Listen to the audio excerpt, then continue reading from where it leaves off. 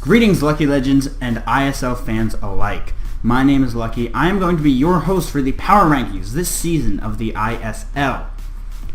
First and foremost, please keep in mind, everything you are about to hear is 100% my opinion. It is not meant to dig at the coaches. It is not meant to dig at their drafts. It is not meant to dig at them personally. It is not meant to dig at what they did, why they did it, or anything like that. Everything that I'm going to be saying is strictly meant to be constructive, to be helpful, and to sort of give you guys an idea of where I believe the players stand in the league and who's higher, who's lower, who's done better, who's done worse. Granted, this is week 1, so I haven't really had the chance to see all that much out of the coaches. However, a few of the coaches, one in particular, really stood out to me as having a very good grasp of what they are doing. And this is completely, I am not going to be looking at the various coaches' drafts themselves. I'm simply going to be looking at how they did that week. Because you can't say, oh, they didn't bring the right mons, because everybody builds differently for a battle, and you can't predict every 6 Pokemon that your opponent is going to bring every single time. It's simply not possible. However, before I get to the one coach that really stood out to me, I would like to say that there are 2 Pokemon that really stood out to me, being Latios from the New England Patriots and Kyurem Black from the San Francisco 49tails. Both of those mons got 5 kills this week, and they both really stood out to me because they were both played very, very well, and they're both examples of Pokemon that do very well in both League format and Standard format. As I'm sure you are familiar with, in the ORAS OU metagame, Latios is very common, and Kyurem Black is not as common, but still common because of how hard it hits and the fact that it is a very good mixed wall breaker. So, the coach that really stood out to me, and I'm not telling you where they are in the power rankings, the coach that really stood out to me was the coach of the New England Patriots, as they really danced around their opponent. And I know that may not make so much sense to some of you. It's a boxing term, and you're going to hear me reference boxing occasionally because there's a lot of similarities in these two between boxing and a league-style format, because there's a lot of really close matches, there are a lot of blowouts, there are a lot of instances where one person just punches the other person for every single round and the other person kind of just sits back and takes it. There's a little bit of everything. But the coach of the New England Patriots really danced around their opponent in the sense that they didn't ever get cornered. They always had a reliable switch. They always had good predictions, good initiative. They maintained momentum throughout the entire match, to the point that after taking down one of the opponent's Pokemon, their Latios was able to clean up the rest of the entire team and get 5 kills. The reason I find that different from the San Francisco 49tails, who had the same 5 kills with a Pokemon, the difference being is that they baton passed a substitute over to Kyurem Black, and if Kyurem Black is behind a substitute, it's extremely difficult to take it down.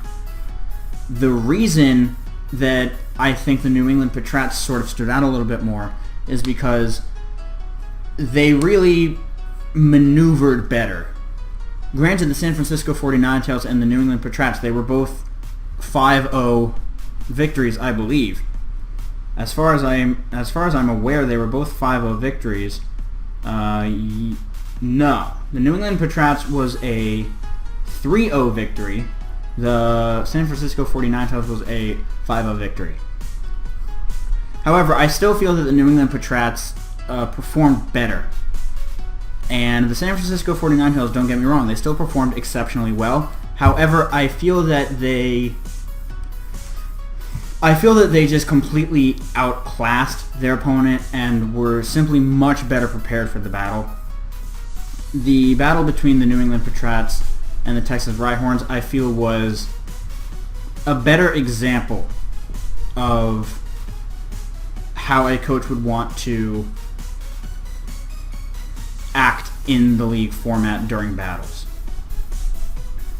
However, now that I've gotten all the general introductory information out of the way, we're going to head right on into number 12.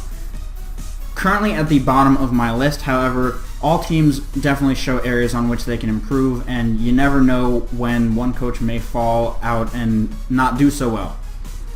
But at number 12, we have the Carolina Panthers. Now, the reason I have the Carolina Panthers at number 12, it has nothing to do with the fact that they lost a 5-0 battle. That is completely irrelevant. The reason I have them at number 12 is because I feel that they played much too overzealously, and I feel that they did not really plan that well. If you think about it, what do you need to take down Kieran Black? Which is obviously a colossal threat no matter what team it's on. In order to take down Kieran Black, you need to outspeed it, and you need to hit it extremely hard because it has fantastic natural bulk to it. You also need something that can very safely switch in on it, which is very difficult considering how much coverage Kieran Black has. You also have to keep in mind that it has the ability Terravolt. Yeah, Terravolt. Turbo Blazes Kieran White. Terravolt essentially means it's the same as Mold Breaker. You can hit, levitate Pokemon with ground type moves. Thick Fat is ignored. It ignores anything that would prevent you from firing off an attack. And I don't feel that it was properly prepared for, as Mega Venusaur does not match up very well against pretty much the entirety of the San Francisco 49ers. Based on the Pokemon that were brought, Regirock is the only Pokemon that Mega Venusaur can really safely beat in a 1v1.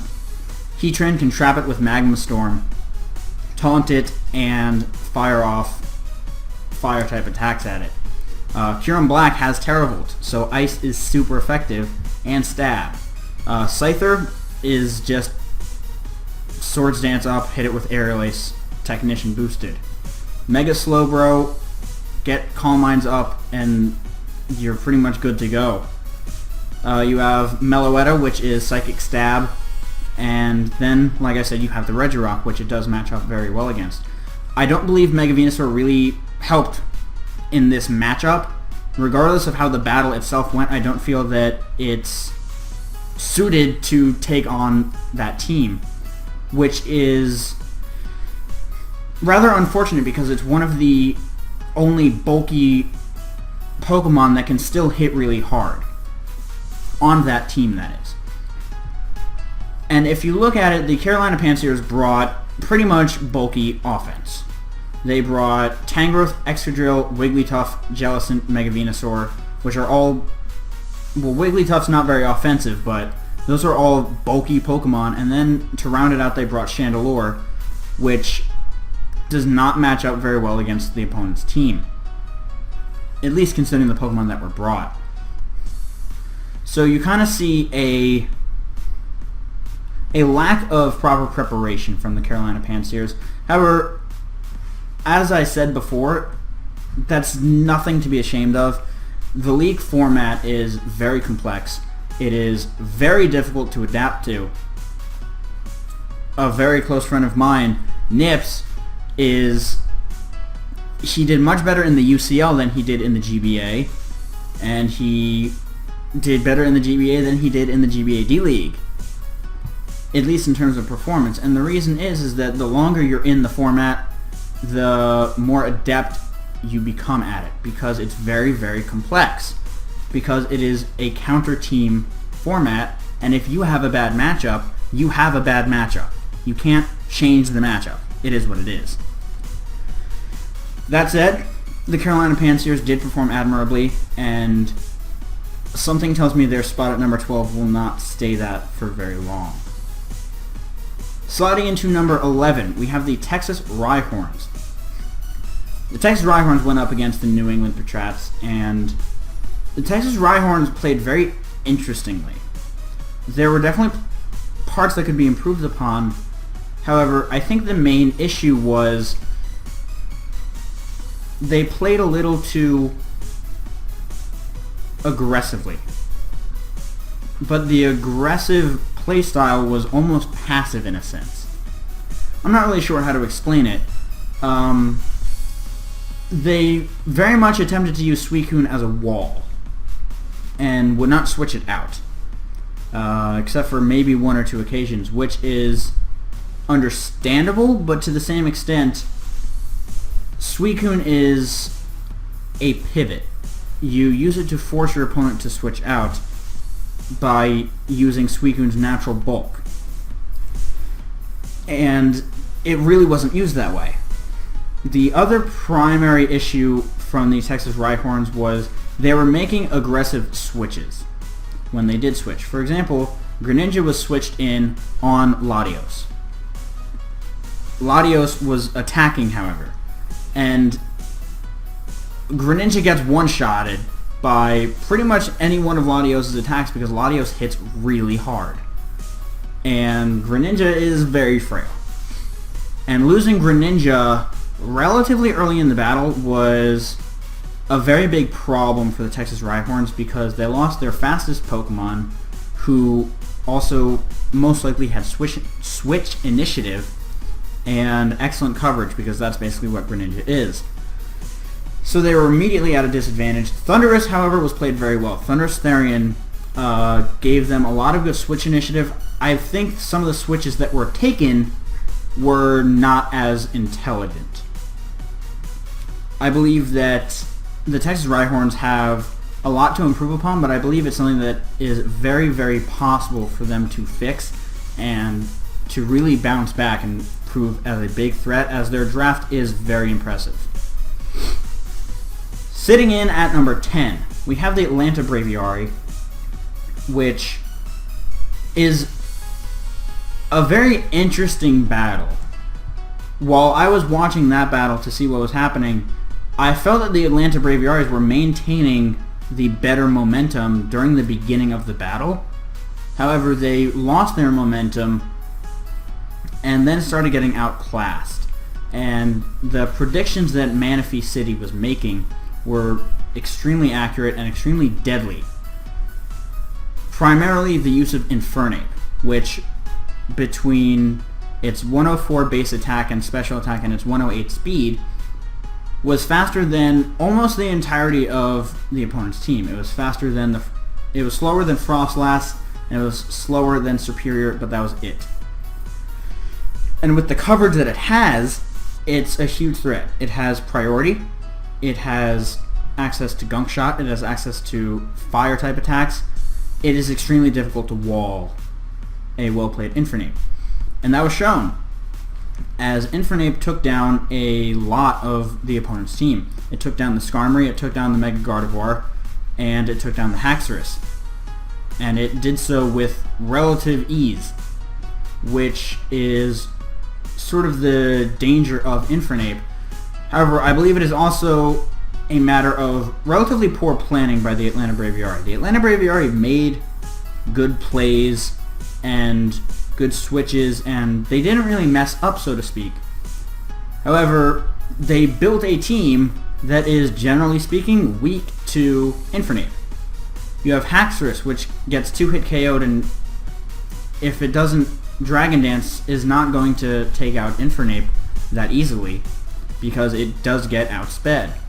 You have Superior, which is weak to fire. You have Skarmory, weak to fire. You have Muck, which kind of sort of walls it, but it can't really do that much damage back. You have Frostlass, which is weak to fire, and then you have Mega Gardevoir, which gets one-shotted by Gunk Shot.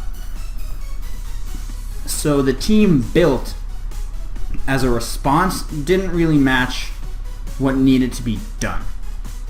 I believe that's the best way of putting it. That said, the Atlanta Braviary do they did show a good ability to maintain momentum. And I believe that if they improve on that ability, they will show a lot of threat in this league, and they will be able to overcome a lot of different obstacles. Sitting in at number 9. It's counting in my head. Yay! We have the Dallas Victory Stars. The reason I have the Dallas Victory Stars this low on the list is because they made a lot of questionable plays. Their switches were relatively understandable and relatively smart. However, the plays that they made overall were not. Keeping Mega Pinsir in on, I believe it was Garchomp. Yeah, leaving Mega Pinsir in on Garchomp is not smart. Garchomp has access to Stone Edge, Rock Slide, and Fire Blast. Probably Flamethrower too. You can't stay in on Garchomp and Swords Dance up. It'll kill you. It's a Garchomp. It still hits like a truck. That was one of the misplays that really stood out in my mind. One of the others was the Dallas Victory Stars didn't have a really good answer to Mega Lopunny. Mega Lopunny, of course, has the ability Scrappy, which means that it can hit Ghost types with normal and fighting type attacks. And the Dallas Victory Stars did not really cater to that very well, as their two most defensive Pokemon, Porygon 2 and Trevenant, both get hit by Mega Lopunny. Porygon 2 for super effective damage. And with a Pokemon that can easily absorb status, such as Florges or Jolteon, you have a very reliable switch in to meet Mega Lopunny's needs.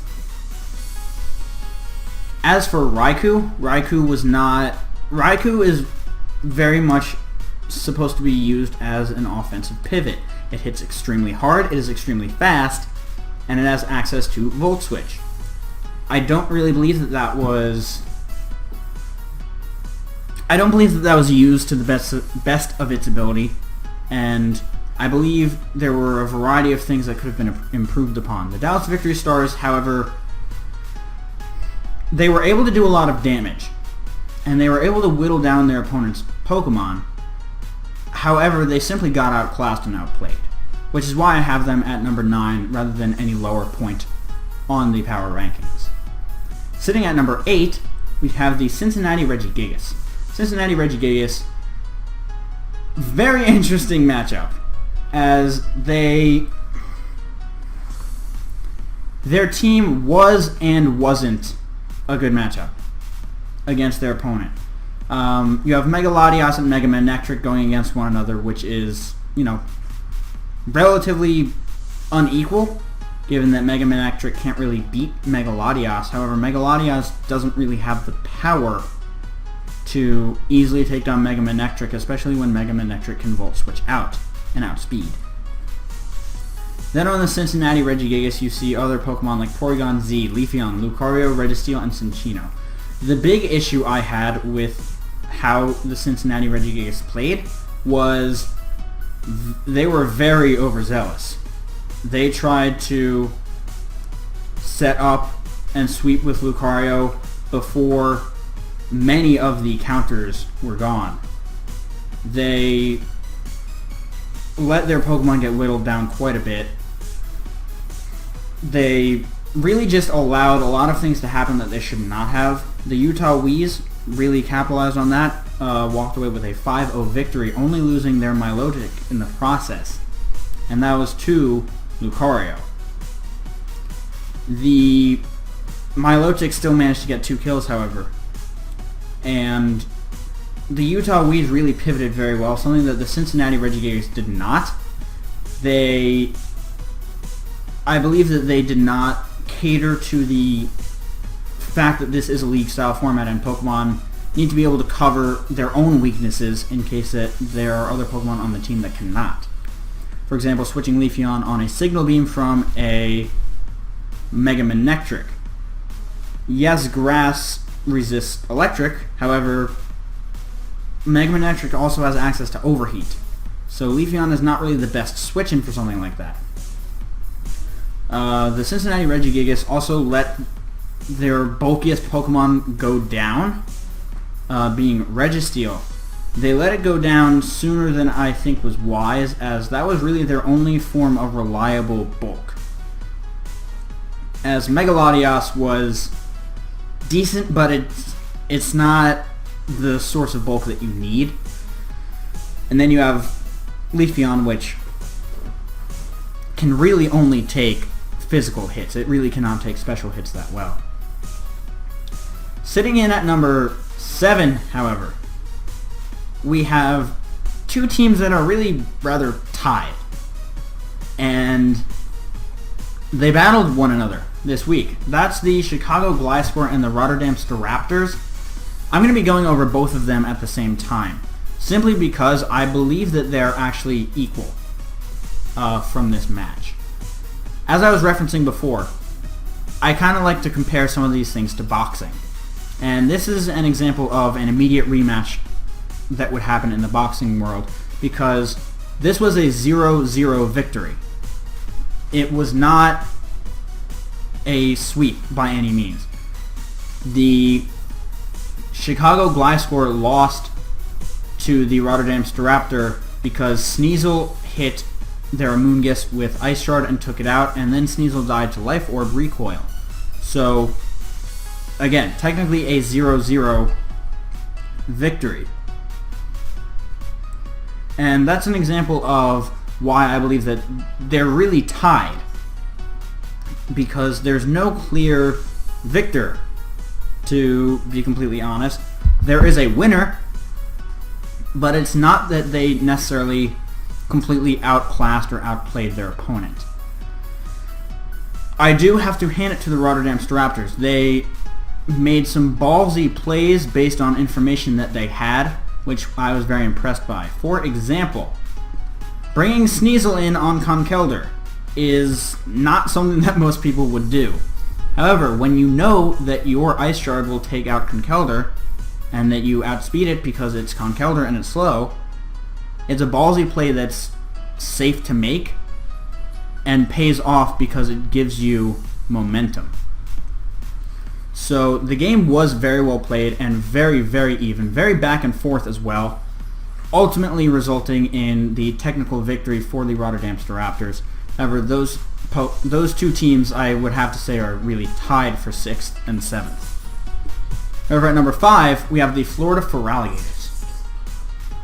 And the Florida Feraligators, they played well. They really did. There's no saying that they didn't. They used Mega Lopunny the way that Mega Lopunny is used. They used its scrappy Fake Out to really whittle down their opponent's team and do the damage that they need to. They also made a lot of very safe switches and a lot of good predictions. Mega Lopunny and Pangoro were the only two Pokemon to survive on their team. That said, those Pokemon did what they needed to.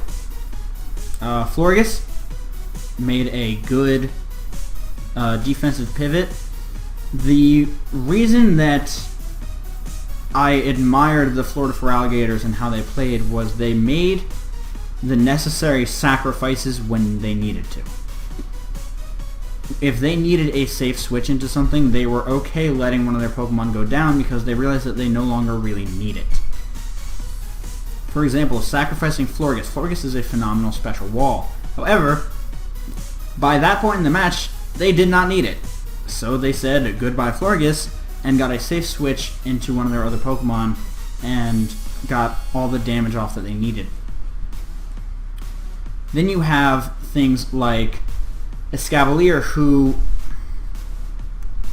Escavalier is extremely slow. However, it hits extremely hard. It's one of those catch-22 situations where, without something like Trick Room or a substitute, you can't reliably hit very hard with it. And when your opponent has really good variety on their team, it's very difficult to really make plays with Escavalier. Some of the Pokemon on the Florida Feraligators didn't really get to shine. However, I believe that they are definitely one of the top contenders, as they have one of the best megas in the league format.